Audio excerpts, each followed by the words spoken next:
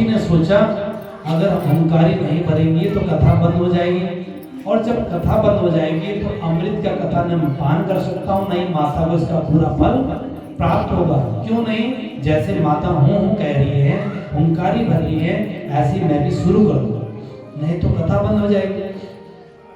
माता जी को तो आगे नहीं, समाधि लगी माता जी की। उधर पक्षी ओंकारी भरना शुरू कर दिया। भोलेनाथ ने बड़े प्रेम से कृष्ण जन्म की कथा सुनाई। उसके बाद कृष्ण की बाल लीलाओं का वर्णन सुनाया, रासलीला रुक्मिणी विवाह उत्सव प्रसंग सुनाए, सुदामा चरित भागवत जी पूरी कथा सुना दी।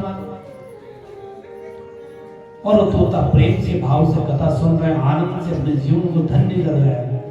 और कथा जैसे ही समापन हुई, भोले बाबा ने जयकारा लगाया, बुलबा के बिहारी लाल की जय। और जैसे जयकारा लगाई, माता जी की आंख खुल गई, महादेव की आंखें भी खुल गई, कथा समापन हो गया, समाधि छोड़ दी। महादेव ने कहा देवी कथा पूरी सुन ली, यही अमृत कथा है। देवी ने कहा महादेव सुन तो ली, लेकिन मुझे नींद आ गई। आज की पत्नी होती तो झूठ कहती थी मैंने पूरी कथा सुन ली, लेकिन मां पार्वती कभी भी झूठ अपने पति से नहीं कहती। शिक्षा भागवत ज्ञान यज्ञ का मतलब यह है कि हर विषय पर, हर शब्द पर शिक्षा मिलती है। अपने पति से कभी झूठ नहीं बोलना चाहिए। पति क्या है? परमेश्वर। हाँ, पीछे वाली माता नहीं बोल रही क्योंकि उनका झगड़ा हुआ है। पति हमेशा परमेश्वर है। पति की पूजा आपने कर ली तो सब देवताओं की पूजा हो जाती है, क्योंकि पति ही आपके सुख संसाधन सब कुछ करने वाले हैं। और पत्नी तो धर्म संगिनी, धर्म पत्नी। पत्नी और धर्म पत्नी में दोनों में अंतर है। पत्नी वही है जो अपने पति को पतन से बचाए, और धर्म पत्नी वही है जो अपने पति को खींच करके धर्म की ओर जोड़े। चलो आज नहीं आए, कल देखता हूं कौन खींच करके लाता है। छुट्टी करने को नहीं करो, जिस दिन संडे उस दिन आ जाए, क्योंकि वो ड्यूटी भी जरूरी है। जब वो ऑफिस जाएंगे तभी तो सैलरी मिलेगी, और जब सैलरी मिलेगी तभी तो आप कथा में आओगे, कीर्तन करोगे, अपने घर का व्यवस्था करोगे। लेकिन सबसे ज्यादा भीड़ कथाओं में माताओं की होती है, क्योंकि माता के अंदर जो भक्ति भाव है वो ज्यादा होता है। ममता, करुणा, दया वो माताओं के अंदर ज्यादा होता है पुरुषों के मुकाबले। इसलिए धर्म पत्नी वही है जो पति को धर्म की तरफ जोड़े। और पति पत्नी का कभी नाम नहीं लेना चाहिए, शास्त्र कह रहा है, लेकिन आज सीधा नाम लेते हैं। कमला कहाँ है? वो भी पति का नाम। गोपाल कहाँ है? गोपाल खाना खाएगा, तू खाना बना ले, तो कह रही सीधा। मन मर्जी शादियां हुई, जात पात कुछ नहीं देखे, क्या अच्छा है क्या गलत है, बस ये कलयुग का आगमन है। इसलिए मां पार्वती भोलेनाथ की बड़ी सेवा करती है। पार्वती जी कितने ऐसे आराम में रहने वाले, हिमालय की पुत्री पार्वती जी। हिमालय राज ने अपने पार्वती जी को कैसे नन्हे से पाला पोसा, सारी सुविधाएं दी, लेकिन पति रहते कहाँ? कैलाश पर। वहां कोई सुविधाएं नहीं, पति के पास कोई कोट पैंट पहनने का नहीं, कोई गाड़ी नहीं, कोई संसाधन नहीं, कोई नौकर चाकर नहीं, तब भी पार्वती जी ने कुछ नहीं कहा। ये पत्नी का धर्म है, यही सिखाती है भाभी। जिसके साथ आपका विवाह हो गया, जैसा भी है परमात्मा ने दिया है। हो सके अगर गलत कार्यों में जा रहा है उसको बचाने की कोशिश करो, अच्छे मार्ग पर उसको लाओ, और अपना जीवन क्लेश से विमुक्त करके सुखी के साथ आनंद के साथ जियो। तब आपको जीने में पता ही नहीं लगा कब समय निकल गया। और जो आनंद जीने में आएगा वो आनंद फिर किसी और में नहीं आ सकता। पति पत्नी का झगड़ा है, भोजन पत्नी ने कितना ही सुंदर बनाया है लेकिन उसमें स्वाद ही नहीं आया। लेकिन प्रेम, पति पत्नी में प्रेम है, आप नमक रोटी भी आप खिलाओगे उसमें भी बहुत स्वाद है। इसलिए ये देवी जी पति की सेवा मां पार्वती कर रही है अहरनिश। और जयकारा जैसे ही लगाया उसके बाद देवी जी का आंखें खुली। देवी जी ने सब बताया। मां पार्वती ने बोले कथा कहां तक सुनी? तो मां पार्वती जी ने बताया कि उद्धव जी का संवाद चल रहा था, उसके बाद आगे की कथा मुझे पता नहीं। बीच में भोलेनाथ कथा भी पूछ रहे। बोले महाराज फिर आप सो गई थी, कथा किसने सुनी? देवी जी कह रहे मुझे तो कुछ नहीं पता। बोले महाराज आपकी आवाज में तो ओंकारी भर रहा था, वो कौन था? भोलेनाथ को गुस्सा आ गया कि पीठ पीछे कथा किसने सुनी जो हुंकारी कर रहा था कौन? ये हुंकारी भरने वाला था कौन? इसके बारे में पता करना पड़ा। भोलेनाथ को भयंकर गुस्सा आया। भोलेनाथ ने अपने हाथ को त्रिशूल निकाला और भयंकर क्रोधित हो गए और आसपास में देखने लगे शिव तांडव करते हुए। जैसे जैसे इधर उधर नजर घुमाई तो सुखदेव जो पक्षी के रूप में डर से भागना शुरू कर दिया, वो भी उड़ गए। और पक्षी वो तोता वो सुखदेव आगे आगे भाग रहे हैं, पीछे पीछे भोलेनाथ त्रिशूल लेके जा रहे हैं सीधा कि इसने अधर्म से कथा सुनी है, पीछे से कथा सुनी है, इसलिए पापी है, इसको छोड़ूंगा नहीं। आगे आगे सुखदेव जी महाराज, पीछे पीछे भोलेनाथ त्रिशूल लेकर सीधे जा रहे हैं। बद्रीनाथ की तरफ पहुंचे। बद्रीनाथ में क्या देखा? सम्यक पास आश्रम में व्यास जी की पत्नी विटिका देवी नित्य कर्म करने के पश्चात भगवान का पूजन करते समय प्रातः ध्यान कर रही है। सोच रही है कि हमारा जीवन बुढ़ापा हो गया लेकिन हमें पुत्र की प्राप्ति नहीं हुई।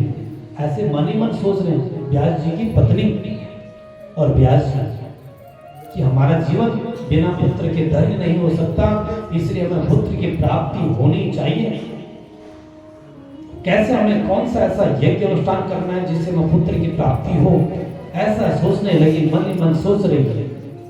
उसी समय महाराज वो सुखदेव जी महाराज बद्रीनाथ आश्रम में पहुंचे जहां वो देवी बैठी। बिटिका देवी को जमाई आई और जैसे जमाई आई सुखदेव महाराज उनके गले के द्वारा गर्भ में प्रविष्ट हो गए। अब भोलेनाथ को पता ही नहीं चला ये सुखदेव गया तो गया कहां। वो देवी ने मुंह बंद कर लिया। भोलेनाथ बड़े क्रोधित हो गए। जैसे वेद व्यास जी ने देखा कि भोलेनाथ तो बड़े क्रोधित हो गए, इनका क्रोध कैसे शांत होगा? महादेव आप बैठिए। बोले नहीं, मेरा कोई दुश्मन आया है। बोले कहाँ आपका दुश्मन है? मुझे तो दिखाई नहीं दे रहा। बोले नहीं, यहाँ तक आ गया था, अब कहाँ ये बता। बोले महाराज कोई बात नहीं, मैं तो कहीं नहीं जाऊंगा। भोलेनाथ बोले मैं जब तक ये यहाँ से प्रकट नहीं होगा तब तक मैं बाहर नहीं जाऊंगा। वेद व्यास जी ने भोलेनाथ को खूब समझाया महाराज, तब जाके कहीं भोलेनाथ को समझ में आया और भोलेनाथ पुनः अपने गुफा की तरफ वापिस हुए। इधर मां विकटा देवी जी भोलेनाथ की जो पत्नी है वो बड़े प्रसन्न हो गई और उनको भगवान की कृपा से उनके घर में जो सुखदेव जी आ रहे हैं, वो सुखदेव जी अंदर ही अंदर भगवान का ध्यान कर रहे हैं। विकटा देवी जी को पता लगा कि मेरे घर में कोई संतति प्राप्त हो गई। इधर 1 वर्ष बीता, 2 वर्ष बीता, 3 वर्ष बीता। वेद व्यास जी महाराज कह रहे हैं बेटा गर्भ से बाहर निकलो, कितने दिन रहोगे? सुखदेव जी महाराज कह रहे हैं मैं गर्भ से जैसे बाहर आऊंगा मोह माया मुझे पकड़ लेंगे, इसलिए मेरे भगवान से यहाँ कनेक्शन जुड़ा हुआ है। जैसे बाहर आऊंगा समाज आप मुझे खुद ही नहीं छोड़ोगे। सारे वेद वेदांग उपनिषद सबका अध्ययन सुखदेव जी ने गर्भ में ही कर लिया। 12 वर्ष तक सुखदेव जी महाराज गर्भ में रहे और जब प्रार्थना करें कि माता को असह्य पीड़ा हो रही है, तुम गर्भ से बाहर कब निकलोगे, और प्रॉमिस किया वेद व्यास जी से कि आपको जो करना है तब करना, आप तब ही करना, आपको बन जाना, बन ही चले जाना, लेकिन फिर भी आप गर्भ से बाहर आइए। जैसे सुखदेव महाराज जी ने ऐसा सुना, सुखदेव जी ने तुरंत प्राकट्य हुआ, जन्म हुआ, विद्या देवी के गर्भ से सुखदेव जी का जन्म हुआ। बोले सुखदेव जी महाराज की। सुखदेव जी महाराज की स्तुति सभी लोग करने लगे। भोलेनाथ अपने आश्रम में आए और देवी को पूरी कथा सुनाई कि वो जो उसके पीछे मैं गया, लेकिन वो वहां दिखाई नहीं दिया। इधर वेद व्यास जी महाराज बड़े प्रसन्न हो गए, अब तो पुत्र का जन्म हो गया, हमारा बुढ़ापा सफल हो गया। वेद व्यास जी की पत्नी भी खुश हो गई, पुत्र जन्म हो गया। पुत्र की प्राप्ति के लिए इतने वर्षों से तपस्या कर रहे थे, लेकिन पुत्र का जन्म जैसे हुआ, पुत्र सीधा वन की तरफ भाग चले गए। आगे से पुत्र जा रहे हैं, पीछे से वो पिताजी भी जा रहे हैं, बूढ़े शरीर वाले वेद व्यास जी। हा पुत्र, हा पुत्र, हा पुत्र, रुक जाओ, रुक जाओ, रुक जाओ। लेकिन सुखदेव महाराज एक भी ना सुने, सीधा वन की ओर चल पड़े। वन में गए तो आगे देखा बट वृक्ष आए, पक्षियां कलरव कर रही हैं, और एक सरोवर आया। सरोवर में कुछ स्त्रियां स्नान कर रही हैं, लेकिन सुखदेव जी जैसे गए तो स्त्रियां स्नान करती रही, लज्जा का आभास नहीं हुआ। लेकिन उनके पीछे से जैसे वेद व्यास जी महाराज गए तो स्त्रियों ने सभी ने अपने वस्त्र पहन लिए। वेद व्यास जी ने पूछा, जब हमारा पुत्र 16 साल का गया तब तो आपने वस्त्र नहीं पहने, जब मैं आया आपने वस्त्र पहने, इसका मतलब क्या? बोले महाराज आपका पुत्र, उसको देश दुनिया के बारे में कुछ नहीं पता, परमात्मा से मतलब है, इस पंच भौतिक शरीर के बारे में कुछ नहीं पता। उसका लग्न तो सिर्फ परमात्मा से जुड़ी हुई है, भगवान का चिंतन करा, मोह माया से उसको कोई मतलब नहीं, उसको परमात्मा के भक्ति के मतलब है।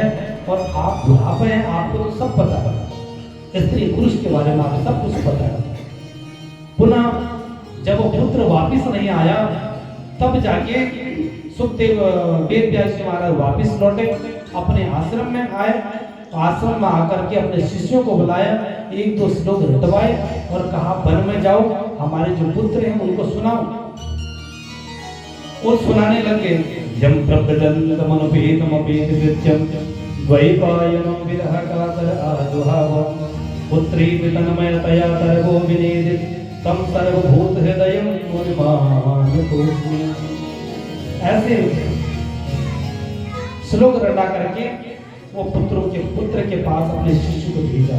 सुखदेव जी महाराज बड़े गदगद हुए और हरि की जो कथा सुनाने वाले सुखदेव जी का प्राकट्य हुआ। हम सभी लोग बड़े भाव से आनंद के साथ सुखदेव जी का पूजन करेंगे। सुंदर भजन होगा, भजन का भी आनंद लें, सुखदेव जी का भी पूजन करें। बोले सुखदेव जी महाराज की। हरि की कथा सुनाने वाले, प्रभु की कथा सुनाने वाले, तुमको लाखों प्रणाम, तुमको लाखों प्रणाम।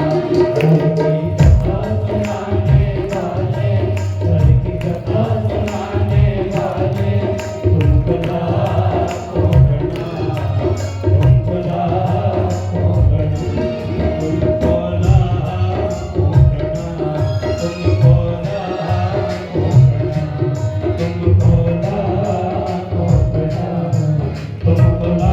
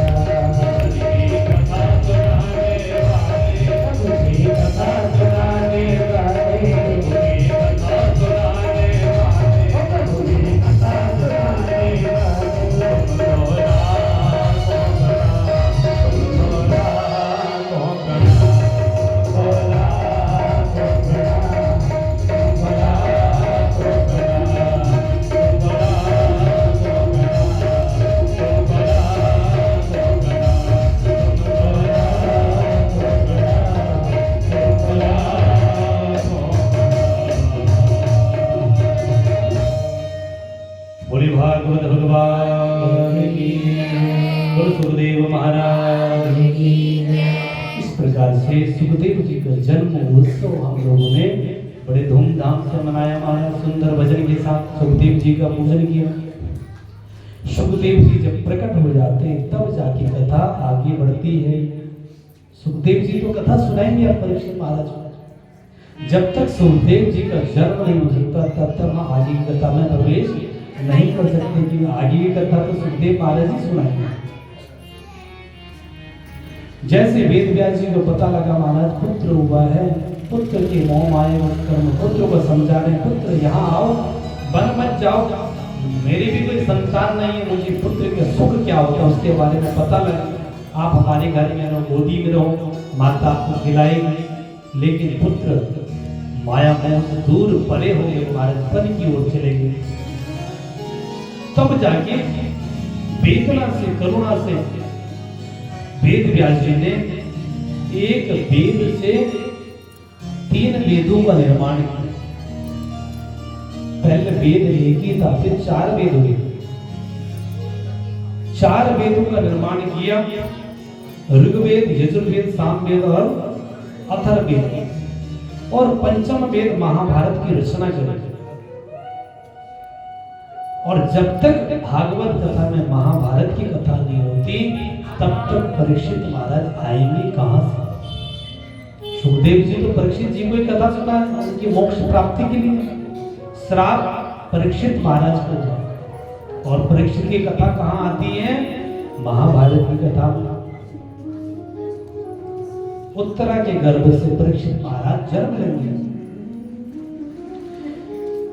17 पुराणों का निर्माण किया वेद व्यास जी ने। वो 17 पुराण कौन कौन से हैं?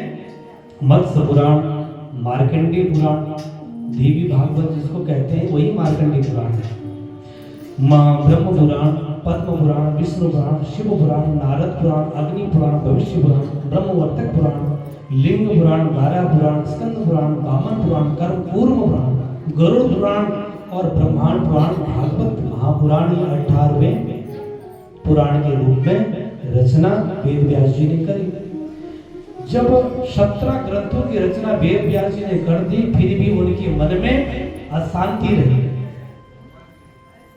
एक भगवान को पाने की एक ललक रही।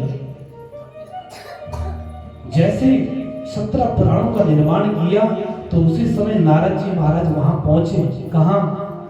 बद्रीनाथ धाम में, जहां पर व्यास जी की गुफा है। व्यास जी की गुफा के सामने ही अलकनंदा है, और मां सरस्वती का उद्गम स्थान भी बद्रीनाथ धाम। मां सरस्वती का उद्गम बद्रीनाथ से 4 किलोमीटर आगे माना गांव है, वहीं पर मां सरस्वती का उद्गम होता है। कितने लोग माना गांव गए? बद्रीनाथ कितने लोग गए? 3-4 गए। कब जाओ? कल भी हमने कहा। अब तो सुविधाएं हो गई हैं, जो 100 की स्पीड पर आप हाईवे पे गाड़ी यहाँ चल रही है, वही 100 की स्पीड पे बद्रीनाथ वाली रोड पर भी गाड़ी चल रही है। इतना सुंदर रोड की व्यवस्थाएं हो गई है, हेलीकॉप्टर की व्यवस्था है, रहने की व्यवस्था है, आपकी दवाइयाँ भी मिल जाएंगी, जो जिसको नींद नहीं आती है, जिसको बीपी शुगर है, सारा इंतजाम है। आपके खाने की भी बहुत सुंदर व्यवस्था है, जो आप चाहोगे वही भोजन आपको वहां मिल जाएगा। अब तो जाओ, इस कथा के बाद चले जाओ। आजकल मत जाना, आजकल बद्रीनाथ जी बंद है। जैसे कपाट खुलेंगे उसके बाद आप दर्शन करने अवश्य जाएंगे। जो लोग वहां गए उनको पता है माना गांव में जाके कितनी शांति मिलती है। चारों तरफ बर्फ ही बर्फ है, बहुत सुंदर बर्फ है। और जबकि अलकनंदा का पानी कम है और माँ सरस्वती का ज्यादा है, वहां पर उद्गम होता है। लेकिन जैसे ही सरस्वती माँ अलकनंदा में मिलती हैं, वैसे सरस्वती माँ लुप्त हो जाती है, पता ही नहीं लगता। आप थोड़ा नीचे देखोगे तो सरस्वती माँ का पता ही नहीं लगेगा। सरस्वती का माँ का जो पानी है वो बिल्कुल सफेद है, सफेद पानी, दूध की तरह। ठाकुर जी की कृपा से हम लोग भी भागवत कथा में गए, बद्रीनाथ जी में 7-8 दिन रहे। वहां का जून के महीने में नल का जो पानी आता, जमा हुआ पानी, नल का पानी, जो लोग नहीं गए आप नल का खोलोगे तो मुंह नहीं धो पाओगे, इतना ठंडा पानी है जून के महीने में। दिल्ली में इतनी बड़ी गर्मी, 50 डिग्री तक गर्मी पहुंच गई, लेकिन बद्रिकाश्रम में वही ठंडा ठंडापन आपको मिलेगा। 7 दिन 8 दिन रहोगे तो आपका शरीर एकदम हल्का सा काला काला पड़ने लग जाता है, क्योंकि क्लाइमेट इतना ठंडा है। पानी गर्म होने में बहुत टाइम लगता है। ठाकुर जी की कितनी कृपा है, जितने भी देवी देवताओं वास लिया, दिल्ली में किसी का वास नहीं है। किसी का कोई तीर्थ दिल्ली में है नहीं। यहाँ इतनी गर्मी है और भगवान तो एकांत में रहते हैं, जहाँ उनको एकांत शांति, वहां भगवान तपस्या करते हैं। सारे भगवान पहाड़ों में, आप चाहे हिमाचल चले जाओ, चाहे उत्तराखंड चले जाओ, लेकिन दिल्ली में किसी का स्थान नहीं। दिल्ली में उन भगवानों का स्थान तो हमने बनाया अपने लिए कि भगवान मैं वहां नहीं आ पाऊंगी, आप बद्रीनाथ मंदिर यही बना देंगे, आप यहाँ आओ, आपका दर्शन हम पूरे सब लोग कर लेंगे।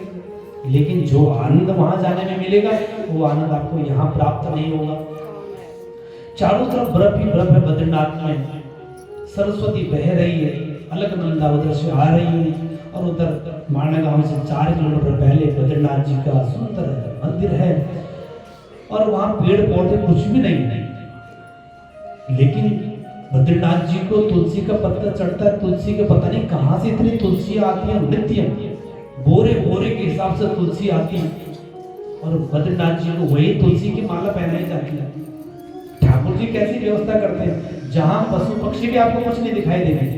अब तो लोगों की बसावट हो गई, इसलिए गाय भैंस कभी भी दिखाई देते हैं। गाय भैंस तो नहीं, लेकिन गाय का, लेकिन पशु पक्षी भी अभी बहुत कम दिखाई देते हैं, इतनी ठंड में कोई रहता नहीं।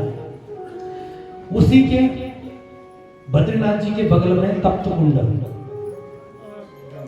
इतना ठंडा, बाहर बर्फ ही बर्फ है, लेकिन तप्त कुंड में इतना मोटा पानी आता है, लेकिन इतना गर्म पानी, गीजर से गर्म पानी आता है। कितनी बड़ी कृपा ठाकुर जी की।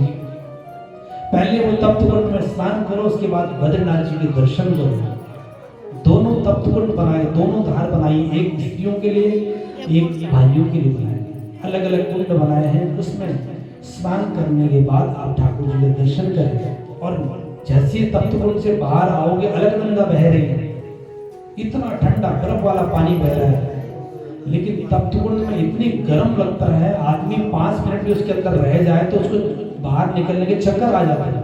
इसलिए वहां पे पुलिस वाले बिल्कुल कहते हैं फटाफट बाहर आओ। बाहर आते ही पहले कहते हैं बैठ जाओ 2 मिनट, क्योंकि चक्कर, बाहर इतना क्लाइमेट इतना बर्फ वाला, अंदर इतना गर्म। ठाकुर जी की कितनी बड़ी कृपा है, इतने ठंड में इतना गर्म पानी। ठाकुर जी की कृपा नहीं है तो क्या है।